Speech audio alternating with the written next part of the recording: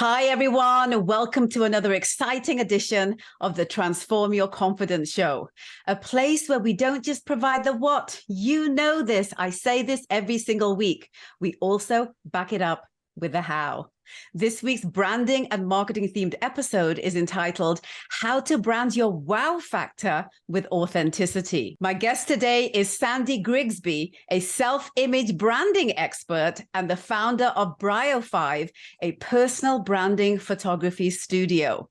Here's a bit about her before we say hello. Sandy is a TEDx speaker, an author, and a confidence catalyst, my kind of people. For over 17 years, she has explored and cultivated extensive expertise in the relationship between digital media and confidence development to assist clients in unlocking their wow factor, no less, through visual means. I'm really excited about this episode, guys. But again, I need to tell you a little bit more about this fabulous lady.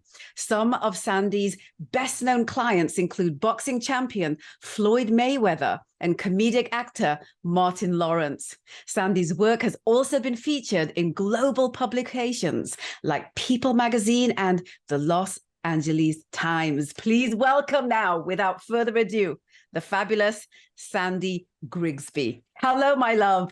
Thank you so much for having me, Raj. I appreciate it.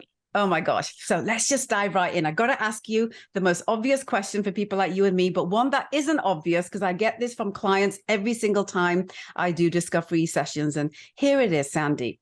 I've got to start by asking you to define what a self-image branding expert is so we can get everyone on page for our chat. Absolutely. All right.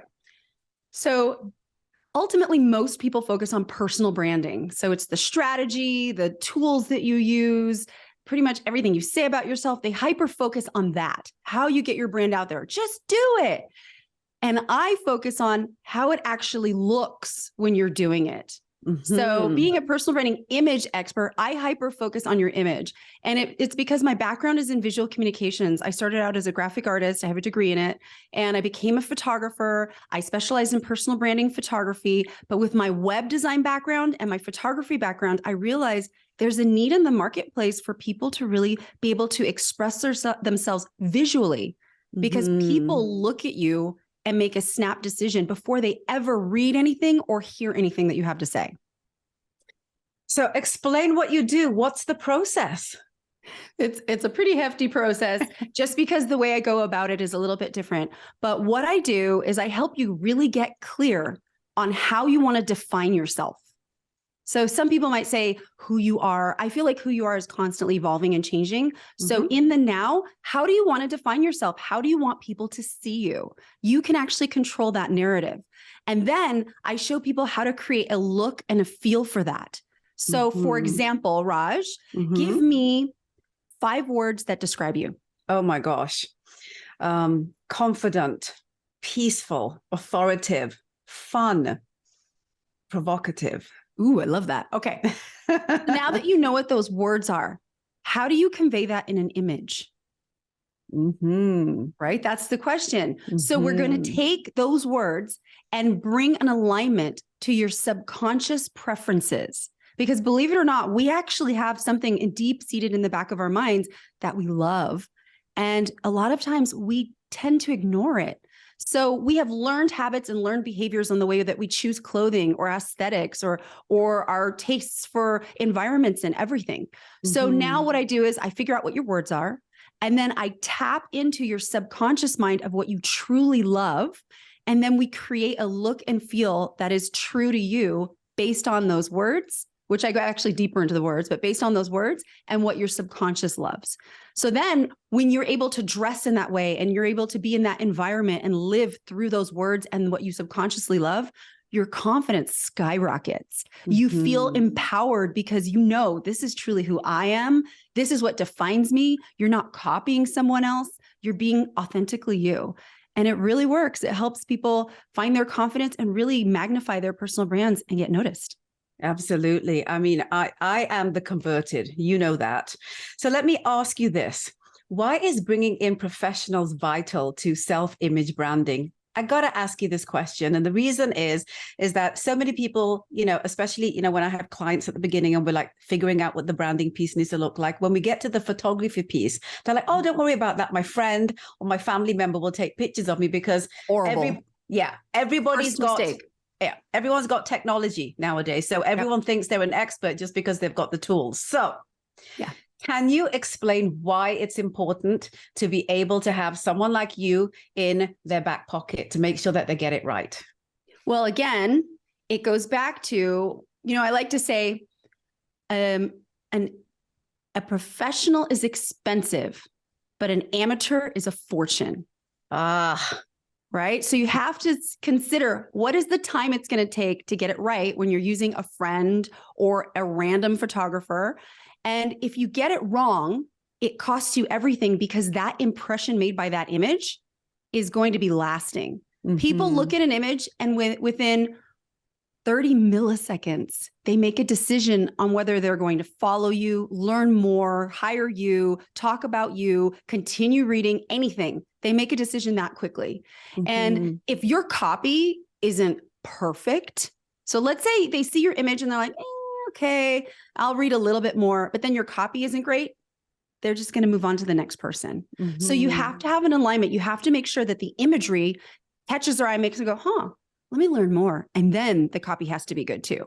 So what I do is I help people really get into tune with how that image should come across. And an amateur or a friend or a random photographer who shoots pets and food, but now they're just going to shoot your portraits because they can, isn't going to get that because they're not going to know the subtle nuances between an image. So here's an example. If you have an image where your arms are crossed and you have what's called the serious face, right? So you're like this, serious, lips together, and you're trying to show that you're confident, you know your stuff. That actually is something that tells people you don't want to have to deal with them. Because when your arms are crossed, you're crossing, which is protecting your front. It's closing the barrier, right? And your heart is covered. You're protecting your heart. So you're saying, I'm not open to you. Okay. The straight face, even though to you, it's like, oh, but I'm serious and professional. No, now you're saying, I don't really care. And most people who cross their arms tend to lean back a bit, which now says keep away. Right. So most amateurs, even a lot of personal branding photographers in general, just don't know these things because I've studied the psychology of it. I really dive deep. I understand micro expressions and why pictures resonate with people versus others, right? So just that simple image, which is what most people do when they're looking for a picture that's going to make them look confident and professional, is now sending a message to your audience that you don't want to have anything to do with them. And in some ways, you're maybe more superior to them. So it's something simple like that. And then there are other examples. A lot of people have their pictures or headshots taken from a really high angle because they think it makes them look slimmer. It gives them a cleaner jawline, all of these reasons, which in reality, when the camera angle is above your eye line shooting down, it's diminutive. So it makes you look smaller. So if you're in a leadership position, let's say you own a company or you're an executive or a CEO or you're leading teams, you're a manager, now you look weaker than the people you're supposed to be leading. Right. And people don't get that. So like, oh, it's such a beautiful shot. I look so amazing. My eyes look big. My chin looks great. Yeah, you look great. And you're also telling everyone that you're weak and meek. So subtle things like that, a lot of photographers just don't really know about. And so they'll take pictures in the wrong way with the wrong lighting. That's sending the wrong message, even though the picture might look nice. So how do we pick the right professional for this, Sandy? There's so many, everyone's a branding expert today. And I'm saying this to you because everybody comes to me and says, oh, you're a branding expert. To me, there's tons out there. So what what differentiates you as a self-image branding expert to the everyday photographer? Well, first of all, I have more experience than most photographers I know, given the fact that I started out as a commercial print model. Right. So when I was 18 years old, I was modeling in front of the camera for companies like T-Mobile, Apple Computer, Sony PlayStation, Tempur-Pedic mattresses, you name it. I was a model for them, doing commercials, doing print work, all kinds of stuff. So I was able to experience what the big players were doing for professional photography and the messages that they were sending. So I Right. learned that right out of the gate. Just the instructions from those professional photographers that average people wouldn't be able to access because they're corporate branding photographers. So I learned the techniques. I knew how to position my face, my body. I knew not to cover my heart, things like that. I learned all of those out the gate. Then I worked as a graphic designer. First of all, I graduated with a degree in visual communications from university. I was magna cum laude, so one of the top of my class. And I went immediately to work for one of the top photographers in Los Angeles. I actually worked for quite a few, but straight out of college, I went to work for one of the top. And this photographer was working with huge celebrities and famous athletes. For example, he worked with Carmen Electra, Shamar Moore. He worked with Carl Lewis and Mo Green, Dave Fennoy, someone who's in the vocal space, like famous people. And he was shooting their portraits, and I was designing their personal branding websites, which back then, this was like the early 2000s. Personal branding wasn't really a thing. It was something for celebrities and, corporations. They didn't branding people like, what is that? And since I had that experience, I really understood what a great shot was. I learned how to retouch them so they looked totally natural. They didn't look like they had Photoshop work done on them. And I learned how to create websites that were powerful. Going from that, I started working for other photographers doing the same thing. One of the photographers I worked for shot all the stuff for Body Glove, and he shot for Playboy and other huge companies. So I worked for these photographers, building out their websites. And then when I broke free from that, I started my own company, and all of my clients were entrepreneurs. So people who owned jewelry stores or chiropractic firms or, companies like that. And I had to brand them. So I had hands-on experience of building out their websites, learning what was working, what wasn't working, because if you put the wrong image in, they wouldn't get the traffic.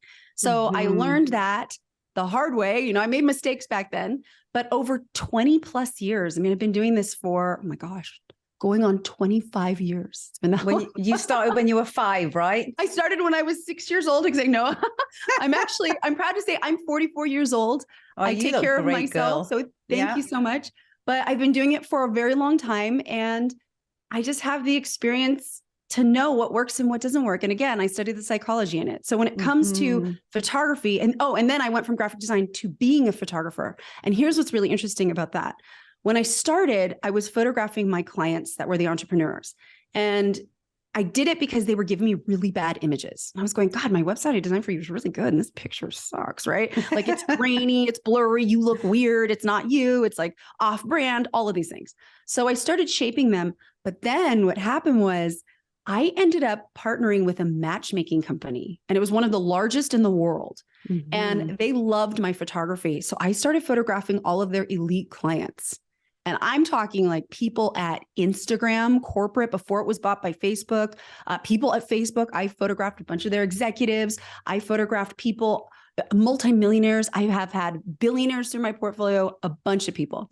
And when I was doing that, I realized that a lot of these people, they were powerful. They were executives. They were like names. They were things that people would aspire to, right? Had zero confidence when it came to being in front of the camera. Wow. And so I had to build up their confidence through my history of being a model, my history of knowing what would work on a website, knowing what would be great for profiles. And I had to guide them and teach them. And after doing that, I just got better and better because I started working with more and more people. And the results were mind-blowing. Like the match success rate with the matchmaking company went up 80%. Because of the images that I was taking. Yeah. And the reason it went up was it wasn't just that the images were great. It was that it matched the person, because I was able to create, because the person would be dressing a certain way or wearing their hair a certain way or having no confidence. And so I would change that and bring it out. And then they were able to duplicate that on a date. And that changed everything. So I have a lot of babies that are accredited to me and marriages, and I get messages from them all the time, and it's super excited about it. Oh my gosh. I love everything that you shared here. And I want to kind of break some of this down. But before I do, I want to ask you something, Sandy. Yes. We live in a multi-platform, multi-touch point world today. We know this. It's like we have to show up everywhere, whether we want to or not, especially if we are in business.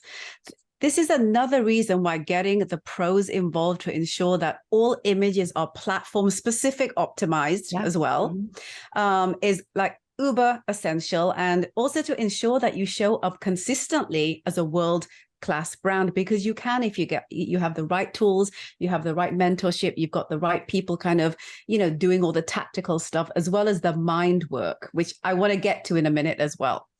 So it's not just, like a matter of taking photos, but it's like the art of contextualization.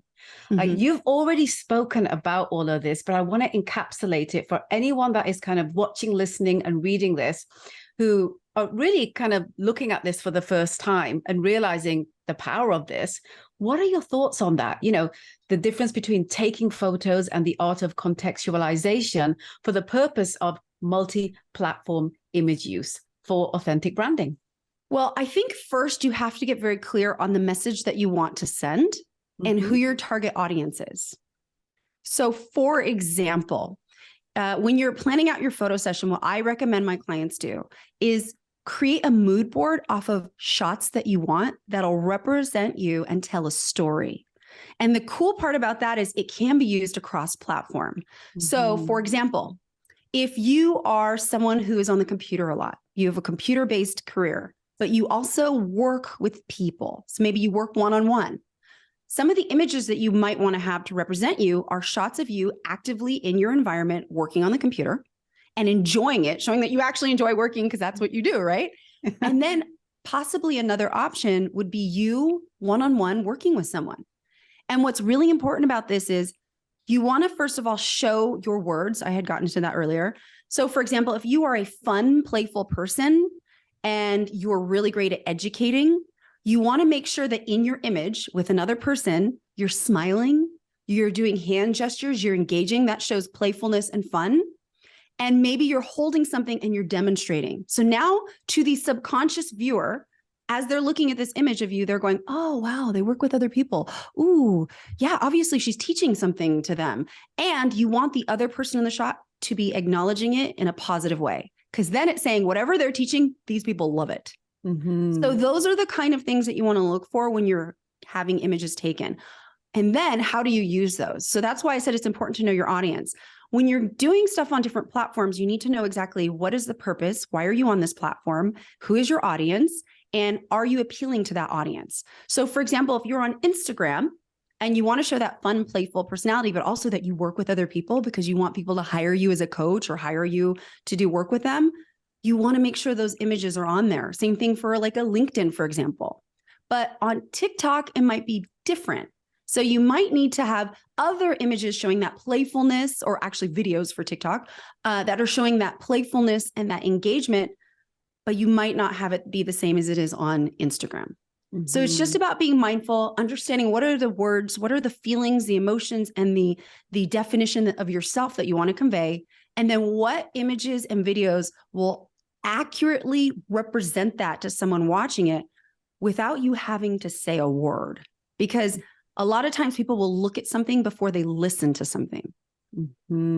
Absolutely. It's kind of like alluding to the fact that we can also make sure something that words don't do, to give people a wider scope of their perception of you. In words, there's no room for that to be the case. And this kind of is a question that I feel you've answered, but I kind of feel that I'd like you to kind of encapsulate as well. Can people brand themselves without imagery?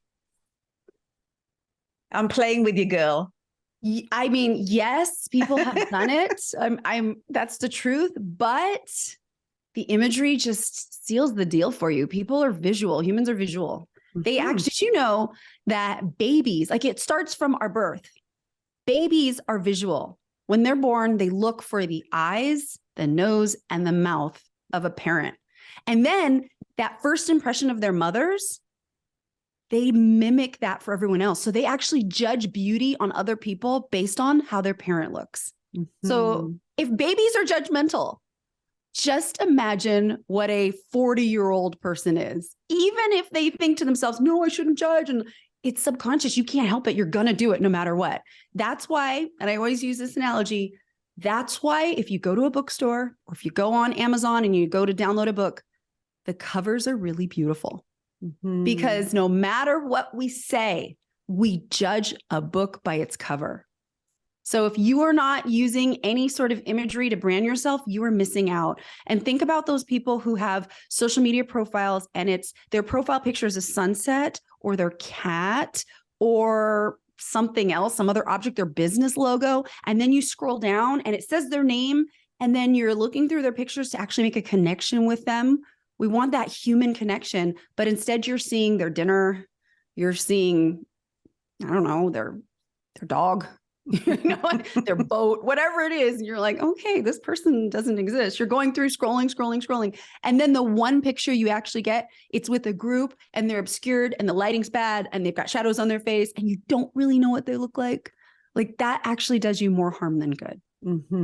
Absolutely. How can a person use imagery to create a personal brand that has something that a lot of people don't actually understand what it means? And that's the wow factor. What is the wow? So for people who are looking to create their personal brand, I believe the wow is the thing that truly defines you. So I want you to think of when you see someone walking down the street and they're wearing the craziest outfit. Okay.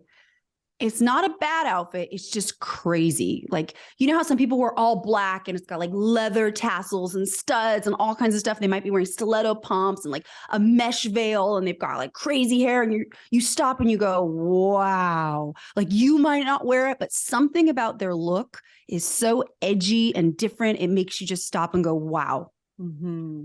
That is unique to them. And we all have that. We all have that in our own subconscious style. So if you can figure out what that is and you show up in that way, maybe you wear fluorescent pink tops, maybe you wear patterned pants, whatever it is. But if you own that with confidence and you love it authentically, then you're going to get that wow. So I just say, be yourself, be your, but understand what that is. The issue is most people say, I'm going to be myself, but they don't know what that is. So you have to be able to distill that down into something that's visible for other people to see. So let me just ask you a little bit more of a deep dive on that one. What work do you feel, a person needs to do outside of the visual alignment piece that comes from a place of mindset and identity? Like you've talked about it a little bit, but I kind of want to dive a little deeper so people kind of understand some of the tacticals around it.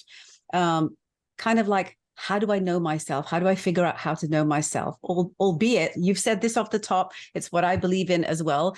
That's an ever-changing aspect of living life that can, really assist in creating an authentic wow factor in and by itself, because, consistently changing is kind of the human, way of us showing and communicating who we are as well. So the thing is that a lot of people get lost in this person's doing that and this person's doing that and they're getting loads of likes and they're getting a lot of love on social media. So, maybe this is the trend of the week and I should do what they're doing. I know that a lot of that does work because of the algorithmic stuff, but the knowing yourself part of it, of the wow factor, is a very, very important and vital piece for people to consistently stay in, in the noise of the world that we live in today. Your comment on that? Well, in order to really know yourself, you have to face your fears. So that's one of the first things I take all of my students in my programs. I take them through, lesson 1, day 1, understanding your fears. What are you afraid of? Because if you don't understand what you're afraid of, you don't know those fears, those deep-seated fears, the things that are holding you back and preventing you from doing X, Y, and Z, or actually causing you to copy and follow trends. If you don't understand what that is, you'll never know yourself. And you're never going to be able to take the next step in the evolution of you. And really understanding what you're afraid of or what the challenges are that are in front of you that are causing you to hesitate or procrastinate or stop. When you really understand what that is, you then can change your mindset on it and you can create new rules for how you perceive those fears and challenges. And one of the funniest thing is when I get guys through my program and I say, okay, what are your fears? Because I say it to the ladies and they get it right away. They're like, oh, I'm afraid of this and that and judgment and this and that, right? But the guys are like, they always pause. You see them think for a long time. They're like, I don't have any fears. And then I go, okay, so what is it then? They go, well, I have the challenge. I love how they say challenge, the challenge of, and then they'll give me an example, like not being, one of the words that they say is, like,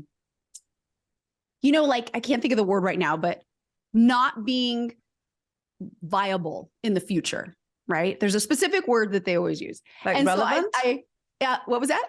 Relevant? Yes, that's it. Thank you. So you got it. See, women don't think like that. Women are like, what are you talking about? Relevance? Are you kidding? Guys say it all the time. So I'm not relevant. And I'm like, it's a challenge, is it? And they go, yes. And I go, so if you weren't relevant, then the challenge would be, and I give them an example, and then they go, well, and it causes them to pause. And I go, so that means no one's going to want to work with you. No one's going to be at your funeral. Like I keep, and they're like, oh. And I go, so why does that bother you? Well, because then no one will work with me. And they start listening to me. I say, oh, so you're afraid of not being relevant. And all of a sudden they stop and they go, yes. Aha. So that challenge is not a challenge. You're afraid of it. And they go, yes. So it always comes back down to a fear, right? So that's why I like to start there. But some people prefer the word challenge. But once you know what your fear is, the thing that's holding you back, we all have them. People have the fear of not being loved, the fear of not being liked, the fear of messing up, the fear of failure, the fear of not being good enough. Like those are some of the most common ones that my clients and students go through. So when you really figure that out, then you can take the conscious decision, it's about awareness, right? To change that and shift that. So for example, copying trends, right? A lot of times we fear being judged. So we copy a trend because it's popular, it's trending, so we won't get judged if we do it right, right? Once you know that once you know that the fear is being judged, then trends don't matter to you so much. Then you have to reset your mind. Okay, why am I really afraid of being judged? Because maybe no one will like me. What happens if no one likes me? I won't be loved. What happens if I'm not loved? And then you can just take it deeper and deeper and deeper and reset your thinking on that. Absolutely. You spoke a little bit about your programs. Let's go in there now. Let's tell people watching, listening, and reading this, what are the programs that you offer and who are they for? Well, they are for a very specific group, depending on what you're doing. So I offer two programs. One is called Confidence Jam, and it's a do-it-yourself online program for people who just feel like they don't have that confidence. They hesitate, they procrastinate, they doubt themselves. They just aren't 100% like, yeah, I'm going to do this. And it focuses on building up your confidence through understanding your fears, creating new rules, understanding what your dreams and desires are, creating rules around that, and then creating a look and feel for your personal brand. And all of this ties in. I know you're like, wait, why would I have to overcome this to that? But they all connect, because if you're not feeling super confident and you're living in fear, you're not going to dress in a way that's true to you, because you're going to dress in either something that's comfortable or a habit you've learned, or something that you think is going to make other people like you, but it's not going to be real. Right. And then once you overcome your fear and you have that confidence, now you're dressing in a way that feels true to you and it resonates with you. And when you do that, your vibration increases and your confidence shows. Then I take them on a journey of, now, how do you look great in front of the camera? What are the things you need to do? You know what you're going to wear. You know what your branding colors are. That's also a special thing that comes out of it. So get your branding colors. You know what your hair is going to look like, because that's part of it too. You know how to do your makeup. So now what do you do in front of the camera? So I teach people how to actually pose in front of the camera to look great. I go into some of the psychology on it so they know what not to do versus what to do. So I'm like, this is good, this is bad. So you can make an easy comparison.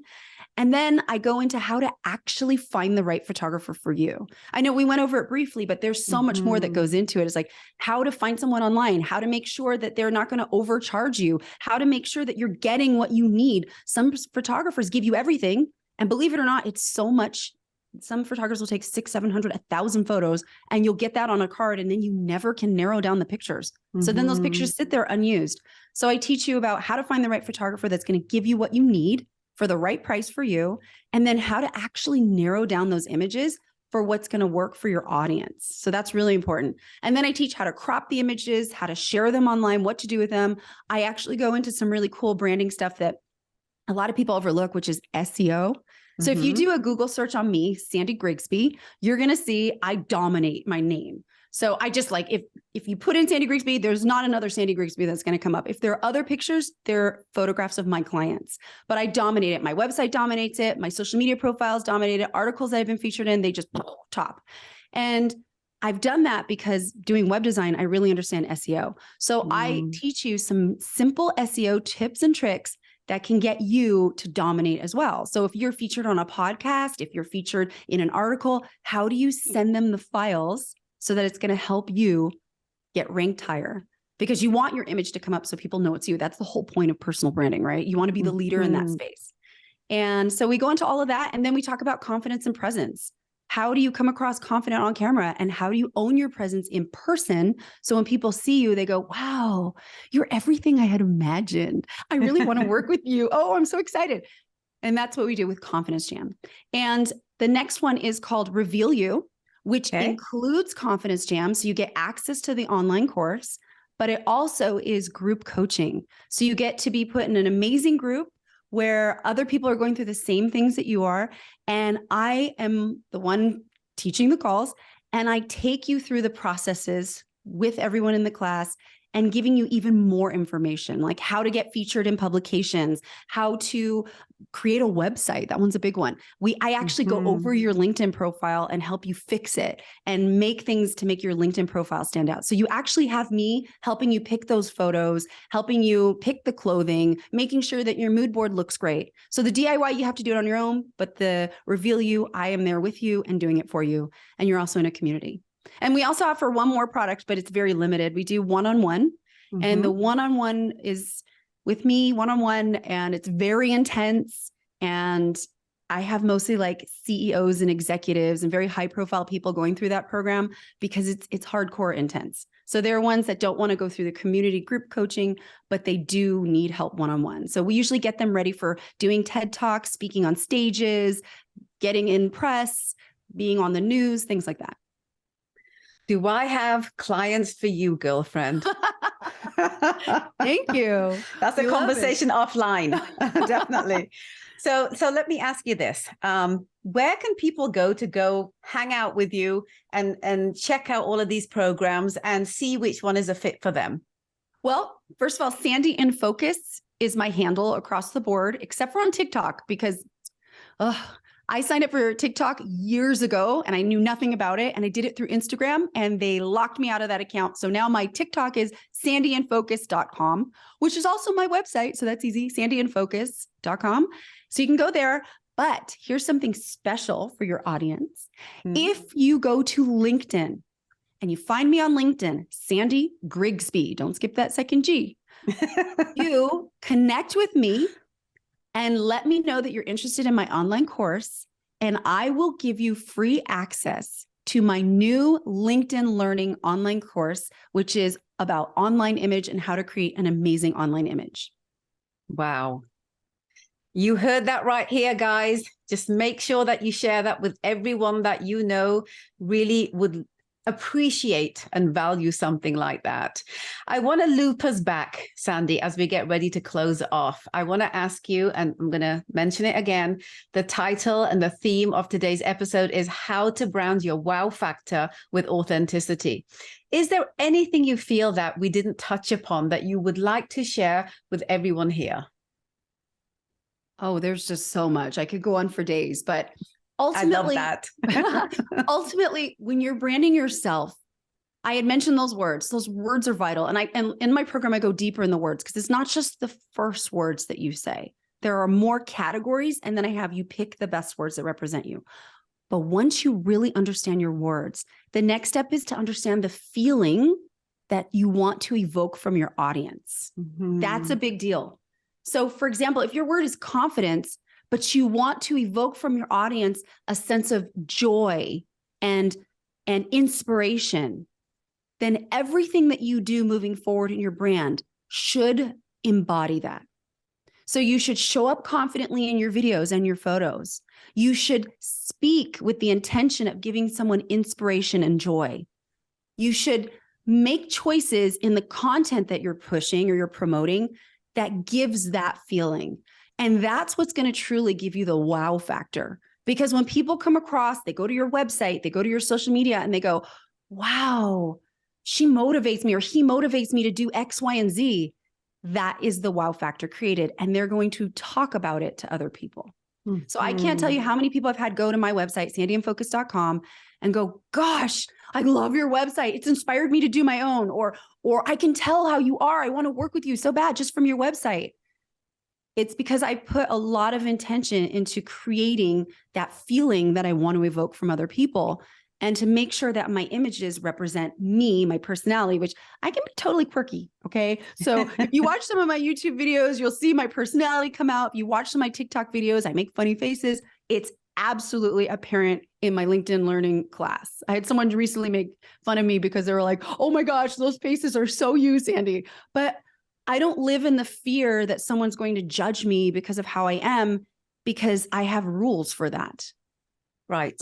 So I want people who are going to love my quirky personality, want to work with me. Because believe me, there are people that are going to hate my personality. Oh my God, she's so annoying. Oh my God, those faces she makes. I don't like the way she talks. I don't like the way she looks. There's going to be a ton of stuff. I don't care about those people because those people aren't my clients anyways. Right. They're not going to want to work with me. They're not going to listen to me. They're not going to respect me. So why do I care what they think? But the people that love my playful, quirky, confident personality, they're going to love me and I'm going to love them, and we're going to work together beautifully. Mm-hmm. So show your wow by being you. I tell people, if you're kind of grouchy, and you're just kind of uptight and one of those people, that's fine. There's people that love that. Mm-hmm. Think of attorneys. Not everyone wants a joyous, bubbly, happy attorney, because they were like, we need you to focus and like slay that person, right? So they want someone who's a little bit more stodgy and grouchy because they think they're going to destroy the enemy, right? Mm-hmm. So really be how you actually are, make it visible to other people, emphasize it, because you're going to attract the right people who are looking for that and want that. Mm-hmm, absolutely. Amen to that. And I have to ask you one other question. It just popped into my head, and it is this. Sandy, there'll always be people who are kind of sitting on the fence, right? That they know that they want this, that everything that they're hearing or watching or reading of what you and I are talking about today is just really, bells are going off for them, but they just can't make that step. They're sitting on the fence. How can you help them make the right decision? Well, the first thing is, are you happy where you are? Are you content with what's going on in your life? And what is that dream that you have that's been sitting in your heart that you're nowhere near? Once you come to the realization that something needs to change, that's when you can take the action to make that change. So maybe I'm not the right person to work with you. Maybe I'm not stodgy enough. Who knows? Find someone who is. But no matter what you do, stop being complacent in what's comfortable in your life because you're too afraid to step up and create change. It's time to be different. It's time to think differently, and it's time to step out of your comfort zone. Believe me, it's scary. When I got picked to do a TEDx talk, I was terrified. And when I had to get on stage for the rehearsal the day before the actual talk, I was and I teach this stuff, right? You think it would be easy, but for some reason, all the judgment hit me. And all I could think of was, this is going to be on YouTube or on the internet forever. Mm-hmm. And everyone's going to judge me if I make a mistake. What if I trip and fall? What if I say the wrong thing? What if I go blank? And that hit me in that moment. And I froze and I got cotton mouth and I couldn't say anything. And I stuttered through my whole talk that I had memorized, but all of a sudden it was gone from my brain. And the actual team there go, do you need to go home and practice? Are you sure you're going to be okay for tomorrow? And I was thinking, oh my God, I'm going to get kicked off of my TEDx. I was like, I'm fine. The next day I came back, that same fear started to rise up on me. Mm-hmm. And as I stood and I walked onto the stage, I thought to myself, oh my God, I'm going to bomb this. And then it hit me. Why am I so afraid of this? Why am I afraid of the judgment? Because I do this every single day. Every day I talk to one of my clients and I teach them about branding and what would make their personal brand more impactful. It's exactly what I'm doing right now. So I got out of my endless obsession with myself, because that's ultimately what it was. I was obsessing over how other people would judge me, which wasn't even a thing yet, right? Once I got over that, I said to myself, I just need to help one person in this audience. And my whole attitude switched. My fear evaporated. And I got on that stage and I gave that talk. And I believe you can see in the beginning, I have a long pause because that's where I'm processing. So if you watch my TEDx, it's called Photographs of the Invisible. You'll see this long pause and everyone goes, "Ooh, that was such a great pregnant pause." I was like, no, I was talking myself in to not blacking out on stage and like helping one person. And so when you watch that and then boom, I slayed it because I came back to my intention, and my intention is to help one person. So if this helped you at all today, then make that choice to take action, because the choice you make today to change the way you show up in your personal brand will impact other people. So many other people you can't even imagine, because even if they don't buy from you, you have helped change their mindset to change something in their lives that they're doing, which will then have a ripple effect. It's kind of like pay it forward. Absolutely. Sandy, what a pleasure you are. I feel like you need to come back on and we need to tackle something else, that's fabulous that you do. And I feel that that's going to happen. But before I let you go, I just want to thank you for coming on and, bringing all your nuggets of wisdom and kind of, bite-sizing it for people so that they can kind of, stomach it and they can kind of process it. And again, just one more time, let people know where they need to go hang out with you, because I got a feeling that a lot of people are going to want to do that. At Sandy in Focus is my handle. You can find all my links to all my social media at sandyinfocus.com, and be sure to find me on LinkedIn so you can get access to my online course. Thank you, my love. Guys, the vital takeaway here is that when you do the work to ensure that you are showing up as the real you, this is what Sandy has been talking about throughout our time together. There's no faking that, right? And if you solicit the aid of professionals, you'll get it right the first time. The only competition that you will ever have to be aware of is with yourself. And trust me, because I've lived that time and time again. You will save yourself from plummeting down a big rabbit hole of comparison culture that is rampant online, especially in the social media ecosystem. To stand out, you need to be different. To be different, and I'll say it again, you need to be you.